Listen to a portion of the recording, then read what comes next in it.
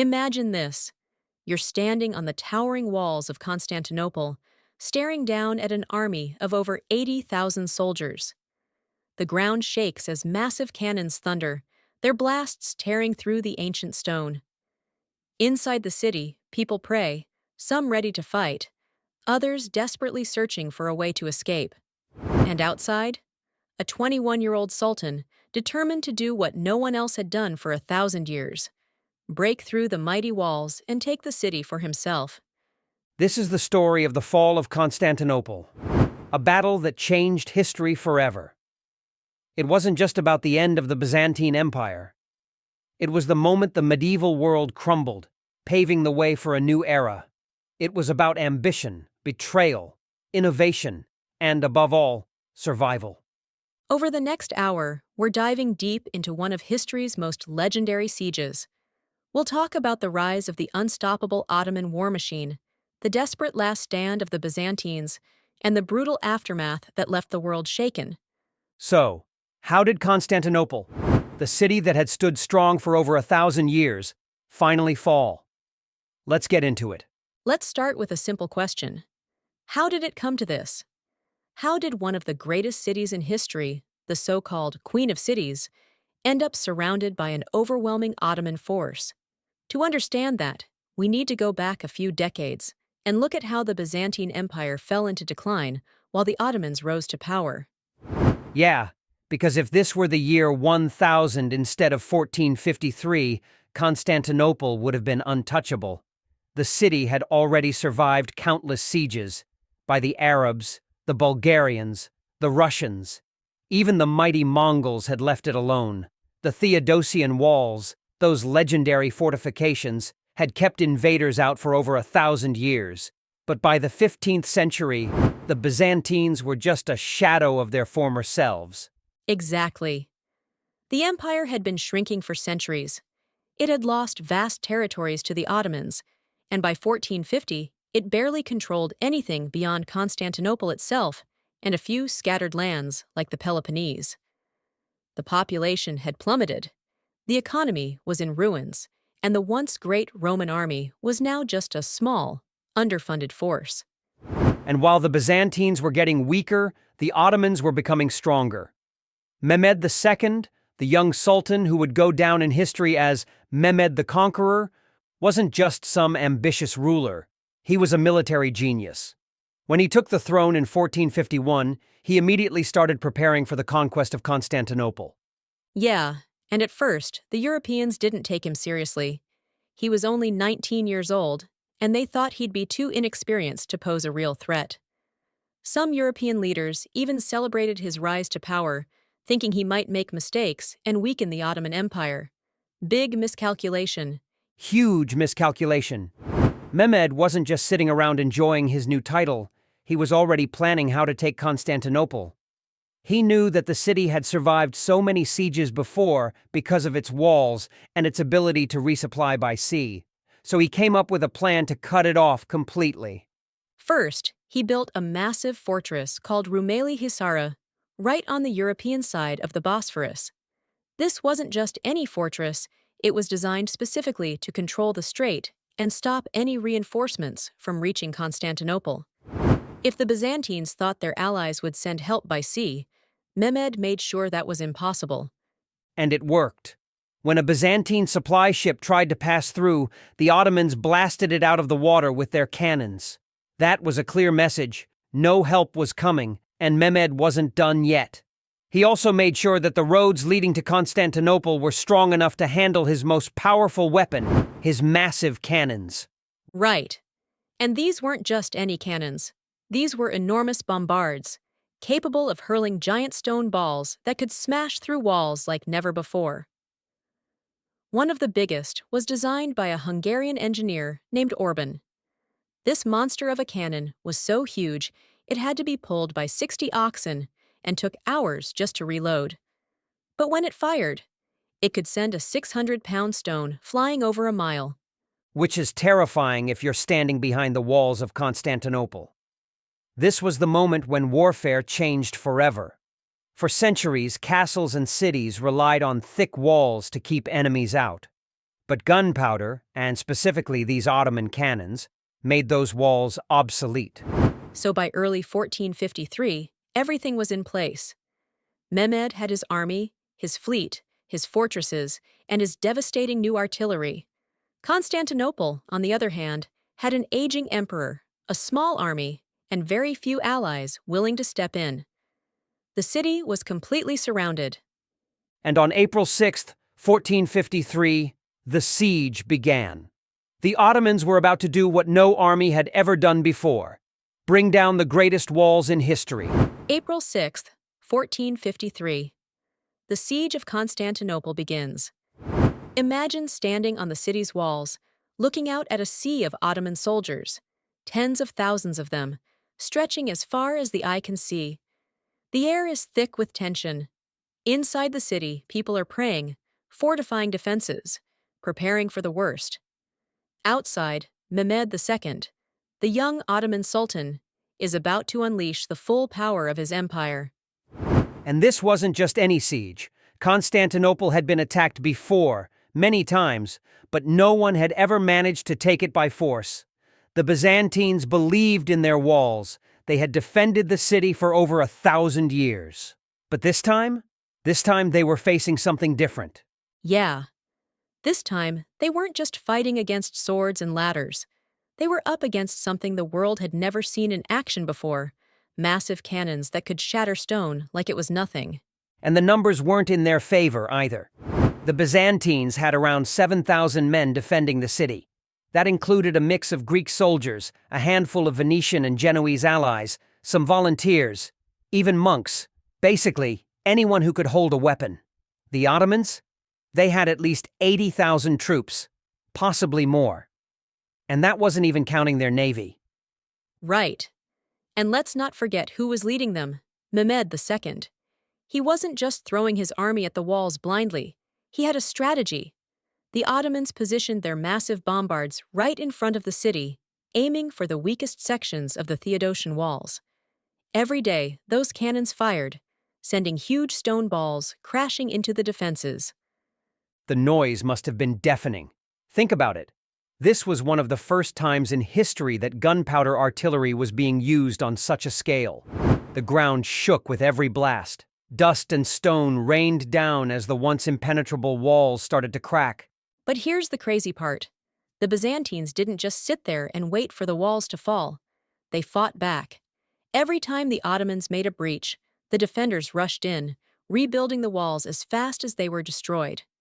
They filled gaps with wooden barricades, debris, anything they could find.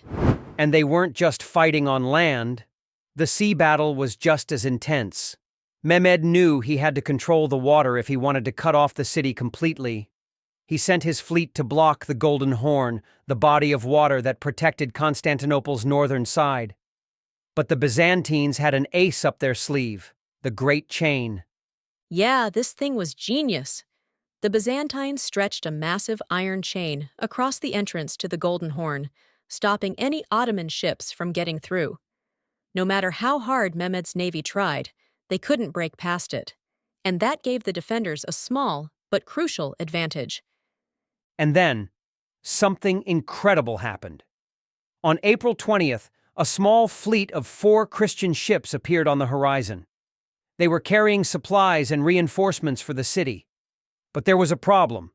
The Ottoman navy was waiting for them. What followed was one of the most dramatic moments of the siege. The Christian ships, outnumbered, sailed straight into battle. The Ottoman fleet surrounded them, attacking from all sides. But against all odds, the Christian ships fought their way through. The defenders on the walls cheered as the ships broke through the blockade and made it safely into the Golden Horn. That must have been a huge morale boost for the Byzantines. For a brief moment, it felt like they had a chance. But Mehmed wasn't going to let that happen again. If he couldn't break through the chain by force, he'd outsmart it. And this is where Mehmed shows just how clever he really was. If he couldn't get his ships through the water, he'd move them over land. This part still blows my mind. The Ottomans built a wooden road over the hills next to the Golden Horn, greased it with animal fat, and dragged dozens of warships across it.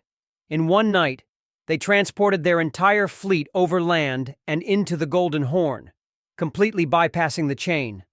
That was a game changer. The Byzantines woke up the next morning, looked at the water, and realized they were completely surrounded. The Ottomans were now attacking from both land and sea. The city was running out of time. And Mehmed knew it. The walls were still standing, but barely. His cannons had been pounding them for weeks. His fleet had cut off supplies. The defenders were exhausted. He was getting ready for the final blow.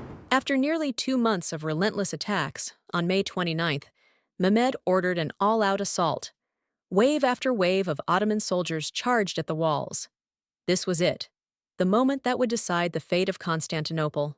It's May 29th, 1453, the final day.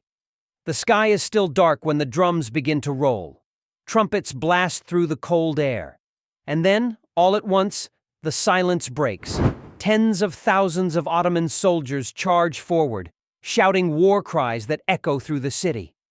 This is it. The final assault on Constantinople has begun. And let's be clear, this wasn't just a simple attack.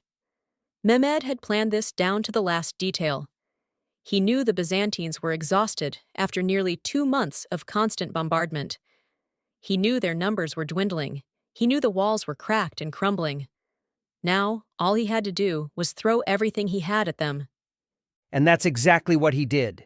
The first wave of attackers were the Bashi bazooks, Ottoman irregulars, mercenaries, undisciplined but deadly. Their job? To weaken the defenders, tire them out, and force them to use up their remaining arrows and gunpowder. And they did their job brutally. They charged at the walls, climbing ladders, hacking at the barricades, throwing themselves into battle with no fear of death. But the Byzantines held firm. They pushed the attackers back, fighting with everything they had. Arrows rained down, stones were hurled from the walls, Greek fire burned through the enemy ranks. The Bashi bazooks were slaughtered by the hundreds. But Mehmed wasn't expecting them to break through. They were just the first wave. The second wave came right after. The Anatolian troops, better trained, better armed, more disciplined. They stormed the same positions, this time using battering rams and siege towers. Again, the Byzantines held them back, though barely. The walls were crumbling, and the defenders were exhausted, but they refused to let the enemy in. And then came the third wave, the elite Janissaries. These were Mehmed's best soldiers. They were trained from childhood, raised for war, completely loyal to the Sultan. And unlike the troops before them, they didn't charge recklessly. They moved in perfect formation, shields raised, disciplined, silent. And here's where things took a turn. Up until this point, the Byzantines had somehow managed to hold the walls. But at a critical moment, their greatest warrior, Giovanni Giustiniani, the Genoese commander, was badly wounded. Some say he was hit by an arrow, others say a cannon fragment struck him. Either way, he fell, bleeding, barely conscious. His men panicked. They carried him off the battlefield, back towards the city. And that was the breaking point. The Byzantine defenders saw their best commander being carried away, and for the first time, fear set in. A gap in the defense opened, and that's when the Janissaries made their move. They rushed in, pushing through the weakened defenses. A small Ottoman group managed to reach one of the gates, the Kirkaporta, a hidden entrance that had been left unlocked in the chaos. Within moments, Ottoman troops flooded through. The walls had been breached. And once they were inside, it was over. The defenders, outnumbered and exhausted, fought desperately in the streets. But the city was lost. And what about Emperor Constantine XI? This is one of history's greatest mysteries. Some say he threw off his royal robes and charged into battle like a common soldier, fighting until he was cut down. Others believe he tried to escape but was caught and killed. His body was never found. All we know for sure is that Constantinople's last emperor died with his city. And by sunrise, the great capital of Byzantium, the city that had stood for over 1,000 years, was in Ottoman hands. The sun rose over Constantinople on May 29th, 1453, but it was a city unrecognizable. Smoke filled the sky. The streets were littered with bodies. The sounds of battle had faded, replaced by screams, cries, and the clashing of steel, as Ottoman soldiers moved through the city. The queen of cities had fallen. And what happened next was brutal. Mehmed had promised his soldiers 3 days of plundering. This was the reward for their victory, the tradition of war. The invaders looted homes, tore down icons, smashed relics. Churches were broken into, their treasures stripped away. People who had taken shelter inside were dragged out. Some were killed, others enslaved. Yeah, and the numbers were staggering. It's estimated that between 30,000 and 50,000 people were taken as slaves that day. Families were separated, women and children were marched off to be sold. Those who resisted were cut down in the streets. One of the most haunting moments was what happened in the Hagia Sophia. Thousands of people had gathered inside, hoping for divine protection. When the doors were broken down, the soldiers stormed in. The church that had stood as a symbol of Christianity for nearly 1,000 years was now a battlefield. The cross was torn down, and within hours, the greatest church in Christendom had become a mosque. And then, after those 3 days of chaos, Mehmed put an end to it. He rode into the city, through streets that were silent, except for the whispers of survivors. According to some accounts, as he walked through the ruins, he looked around and recited a line of poetry. The spider weaves the curtain in the palace of the Caesars, the owl calls the watches in the towers of Afrasiab. Even the conqueror seemed to recognize that something monumental had ended. But this wasn't just about destruction. This was the beginning of something new. Mehmed declared Constantinople the new capital of the Ottoman Empire. He ordered the rebuilding of the city, bringing in people from across his empire, Turks, Greeks, Jews, Armenians, to repopulate it.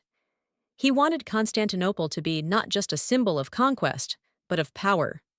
And it worked. Within decades, the city, now known as Istanbul, became one of the greatest cities in the world, the center of a vast empire that stretched from Europe to the Middle East. The Ottoman Empire would dominate for centuries, and it all started here, with the fall of Constantinople. And the rest of the world? Europe was in shock. This wasn't just the fall of a city, it was the fall of an empire that had stood for over 1,000 years. For many, this marked the end of the medieval world and the start of the modern era. It also had another unexpected consequence: the Renaissance. With Constantinople gone, many Greek scholars fled to Italy, bringing with them ancient texts and knowledge that had been preserved for centuries. That explosion of learning helped fuel the Renaissance, changing the course of European history forever.